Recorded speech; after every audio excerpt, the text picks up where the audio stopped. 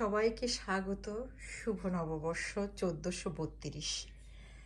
সবার জীবন সুখময়, শান্তি, সমৃদ্ধি এবং নিরাপদ কামনা করছি এই শুভ নববর্ষ 1432-এ।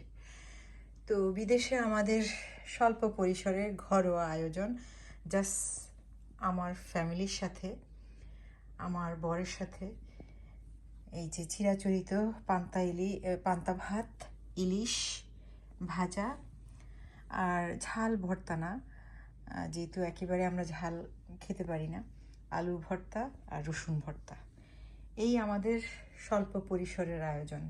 অনেক হ্যাপি, আনন্দ করব, এতটুকুনি। সবার সুস্থ, সুন্দর, নিরাপদ জীবন কামনা করছি এই শুভ নববর্ষে 1432-এ। আজকে এতটুকুনি। আল্লাহ হাফেজ।